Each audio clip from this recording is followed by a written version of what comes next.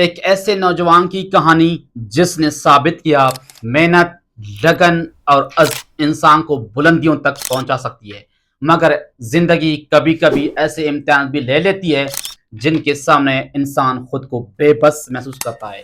یہ کہانی بلوچستان کے ایک نوجوان اسسٹنٹ کمشنر عبدالرؤف کی ہے، جنہوں نے غربت اور محدود وسائل کے باوجود کامیابی کی وہ منزل حاصل کی جن کا خواب لاکھوں نوجوان دیکھتے ہیں۔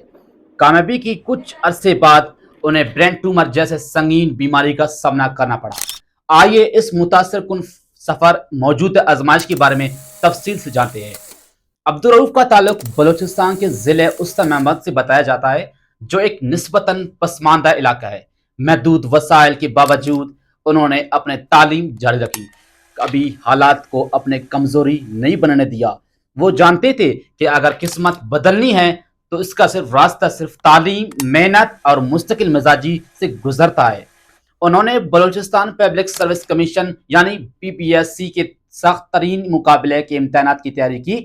یہ امتحانات بلوچستان کے مشکل ترین امتحانات میں شمار ہوتے ہیں، جن میں کامیابی حاصل کرنے کے لیے برسوں کی محنت، مضبوطہ صبر اور غیر معمولی صلاحیت درکار ہوتی ہے۔ اپنی انتھک محنت کے نتیجے میں وہ 2023 کے PCS امتحان میں کامیاب ہوئے اور اسسٹنٹ کمشنر کے عہدے پر منتخب ہوئے۔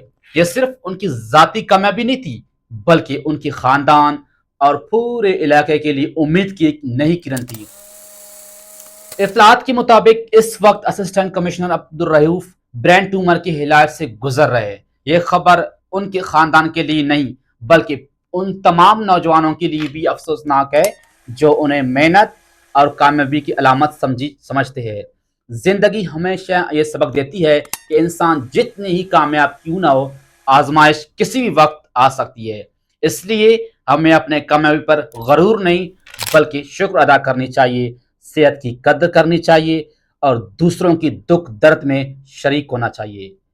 دوستو، برین ٹیومر ایک ایسی بیماری ہے جس میں دماغ کے اندر غیر معمولی خلیات بڑھنے لگتے ہیں۔ ہر برین ٹیومر کینسر نہیں ہوتا، کچھ ٹیومر بنین یعنی غیر سرطانی اور کچھ ٹیومر میلگنینٹ یعنی سرطانی ہو سکتے ہیں۔ برین ٹیومر کی عام علامات میں شامل ہے مسلسل یا شدید سر درد، متلی اور قے، نظر دھندلی ہونا، جسم کے کسی حصے میں کمزوری، یادداشت میں بولنے میں مشکلات، دورے پڑنا، توازن برقرار رکھنے میں دشواری۔ اس بیماری کی تشخیص عموماً MRI یا CT اسکین کے ذریعے کی جاتی ہے۔ علاج کا نوعیت یا سائز یا مقام پر ہوتا ہے۔ علاج میں surgery, radio therapy, chemo therapy یا ان کے انتظام شامل ہے۔ طبی سائنس نے ہونے والی ترقی نے بدولت بہت سے مریض بر وقت تشخیص اور مناسب علاج سے صحت یاب ہو جاتے ہیں۔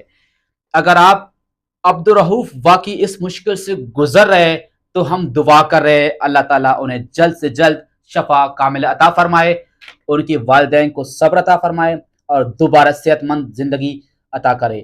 اس ویڈیو کا مقصد صرف ایک خبر کو بیان کرنا نہیں بلکہ نوجوانوں کو یہ پیغام دینا ہے، محنت کبھی ضائع نہیں جاتی اور آزمائش کے وقت ہمیشہ ایک دوسرے کے ساتھ دعا اور ہمدردی کا جذبہ زندہ رکھنا چاہیے۔